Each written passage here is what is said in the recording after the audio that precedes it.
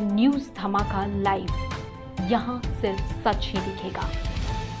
जी ma'am, ये क्या विवाद चल रहा है एबीएम कॉलेज में जो फीस बढ़ोतरी को लेकर कहा जा रहा है? बच्चे जो बोल रहे हैं कि 1521 रुपया जो फीस लिया था अभी 2100 रुपया हो गया, ये क्या मामला है?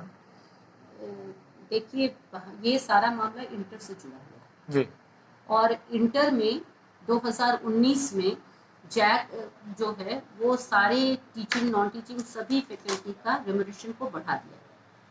चूंकि जैक सेल्फ फाइनेंस कोर्स है हमारे कॉलेज में, इसमें ना 1 रुपया जैक मुझे देती है, ना 1 रुपया सरकार से मुझे मिलता है। तो जो भी खर्च होता है वो मुझे अपने ही फंड से निकाल कर देना पड़ता है। तो जब अचानक से एक टीचर का पारिश्रमिक को 8,000 से बढ़ाकर 12,000 कर दिया गया, या फिर नॉन टीचिंग के को बढ़ा दिया गया 2-2 हजार रुपया, तो ये तो एक्स्ट्रा बोझ आ गया मेरे ऊपर। तो उस समय हम लोग एक गवर्निंग बॉडी की फाइनेंस कमेटी की मीटिंग में हम लोग ये रखे, देखे कि इनकम कितना हो रहा है और हम लोगों का एक्सपेंडिचर कितना होगा, उसके हिसाब से जो जेन्युइन पैसा था वो बढ़ा। इस साल किसी भी प्रकार की कोई बढ़ोतरी नहीं की गई है और ये बिल्कुल गलत बात है। ये 2 साल से यही चला रहा है, हमने एक भी पैसे की बढ़ोतरी इस बार नहीं की।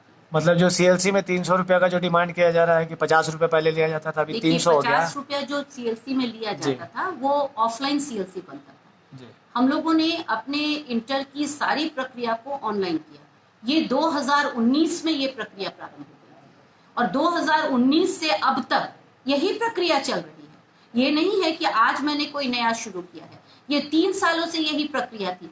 3 सालों तक तो मुझे कभी किसी ने कोई जवाब नहीं दिया।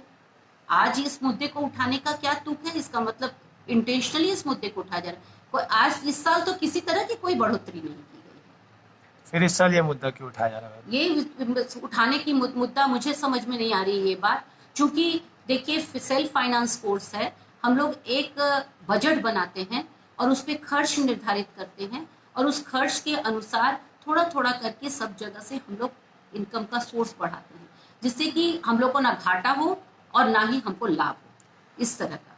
तो मैम, ये इंटर का जो पैसा जो आपके पास जो या जो जैक के अकाउंट में जो जमा होता है, उसको आप लोग कहाँ मतलब इन्वेस्ट करते हैं? किस नहीं, हम लोगों को जैक में जो पैसा जमा होता है वो हम लोगों को जैक को हर साल एक बजट बना करके देना पड़ता है और वो बजट जैक सैंक्शन करता है और जो बजट में जैक सैंक्शन करता है उसी पैसे को वो खर्च किया जाता है। और हर साल इनकम और एक्सपेंडिचर का ऑडिट करा के हम लोगों को जैक को भेजना पड़ता है, तभी वो अगले साल का वो खर्च का बजट पास करता है।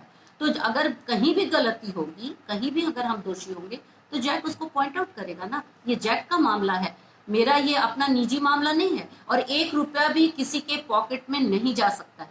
ये जैक के अकाउंट में इनकम एक्सपेंडिचर रहता है और वो उस पर नजर रखता है। मैम, पिछले 2 दिनों से आप शायद इस कॉलेज में नहीं थी, कुछ खास वजह मैम उसका? मुझे बहुत हाई फीवर था और मुझे यहाँ लड़के आंदोलन कर रहे हैं, मुझे जानकारी नहीं थी। मुझे लड़कों ने फ़ोन किया तो मैंने कहा कि आज मैं बात करने की स्थिति में नहीं हूँ। उसमें मुझे 102.3 फीवर था और मैंने उन लोगों से स्पष्ट कहा कि मैं इस समय आपसे बात करने की स्थिति में नहीं हूँ, मेरी तबीयत बहुत ख़राब है, जब मैं थोड़ी अच्छी हो जाऊँगी तो आप लोगों से बात करूँगी। लेकिन इसकी जानकारी नहीं थी कि इस कॉलेज में इन लोग इतना हंगामा मचा रहे हैं। अच्छा, तो आपके मतलब छुट्टी पे रहने पर किसी को आपने चार्ज दिया था क्या? बिल्कुल, क्योंकि मैं जो भी छुट्टी लूंगी, चाहे आधे दिन की छुट्टी हो, 1 घंटे की छुट्टी हो, उसका सारा इन्फॉर्मेशन रजिस्ट्रार को देना पड़ता है। और मैंने मेल द्वारा रजिस्ट्रार को सूचित कर दिया था और ये भी बता दिया था कि मैं एब्सेंट रहूंगी तो मेरी जगह कौन चार्ज में रहेंगे, मैं कौन कार्य इसको संभालेंगे। मतलब आप मतलब छुट्टी लेने के बाद के चार्ज में देकर गई थी किसी को? बिल्कुल, उसका मेल मैंने कॉलेज को भी भेजा था, मेल पर आया हुआ है मैसेज। जी मैम, अपना परिचय दे दीजिएगा मैम। मैं मुदिता चंद्रा, प्राचार्य एबीएम कॉलेज। अच्छा मैम, ये एक इल्ज़ाम आप पे और लगाया जा रहा है छात्र संघ के द्वारा कि आप हर साल कॉलेज का ड्रेस जो होता है इंटरमीडिएट का वो चेंज कर देते हैं। देखिए, 2018 में ये छात्र प्रतिनिधियों के अनुरोध पर ही मैंने यूनिफॉर्म लगाया था इंटर में। उस समय इंटर में चाहे ग्रेजुएशन का तो एक भी कर नहीं बदला। जो 18 से चल रहा है वो आज तक चल रहा है, उसमें कोई परिवर्तन नहीं किया गया है। लेकिन इंटर में चूंकि फर्स्ट ईयर में वाइट बेस्ड था 2018 में, तो बच्चे मुझे हमेशा कंप्लेन करते थे कि मैम वाइट बेस होने से हम लोगों की का बहुत जल्दी गंदा हो जाता है, मुझे डार्क कलर का बना दीजिए। 2019 में हमने डार्क कलर का शर्ट चेंज किया, वो भी उन बच्चों के लिए नहीं जो पहले के एडमिशन ले चुके थे, उन लोगों का यूनिफॉर्म वही रहेगा। जो नए बच्चे आएंगे उससे हमने यूनिफॉर्म को चेंज किया और 3 वर्षों से यही यूनिफॉर्म है, कोई यूनिफॉर्म की बदलाव नहीं किया गया। और दूसरी चीज है कि मैं अपने यूनिफॉर्म के लिए कोई बंदिश नहीं है, बच्चों को सिर्फ मैं कपड़े का रंग बताती हूँ, जहां से खरीदे जहां से बनवाएं वो उनकी को पूर्ण आजादी है। मेरे लिए कोई भी, मैंने किसी भी दुकान को इसके लिए निर्धारित नहीं किया। मैम एक और सवाल था कि ये जो आपकी जो शिक्षक है इंटरमीडिएट, ये प्रॉपर योग्यता नहीं है, इसमें कहीं ना कहीं आपके ऊपर इल्जाम लगाया जा रहा है कि वो पूरी तरह से अपना जो एक फोरम कंप्लीट किया जाता है टीचर के लिए, वो बिना कंप्लीट किए ही आपने उनको नौकरी पर रख लिया या उनको पढ़ाने के लिए जिम्मेदारी दे दी है।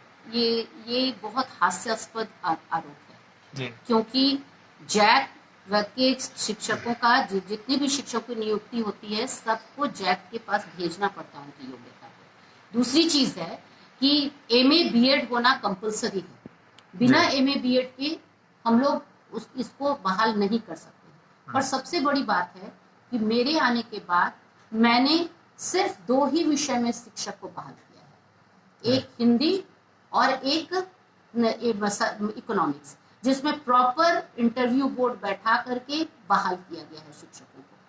पहले के शिक्षक योग्यता रखते हैं या न रखते हैं, ये मैं आपको दावे के साथ कह सकती हूँ कि सबकी डिग्रियां, सबकी सब कुछ हमारे पास हैं और ऐसे हमारे इंटरमीडिएट में एक भी शिक्षक नहीं है जो अर्हता को पूरी नहीं करते। मैडम कैंटीन आपने हटवा दिया एबीएम कॉलेज से? नहीं, हटवाया नहीं है, ये गलत है। हाँ। चूंकि हमारे यहाँ इतना बड़ा कैंपस नहीं है कि हम कहीं परमानेंट कैंटीन के लिए हम कमरा दे सकें, तो हमने एक वैन के कैंटीन की व्यवस्था की थी। कोरोना की वजह से इस वैन कैंटीन को लगाने की अनुमति अभी हमको नहीं मिल रही।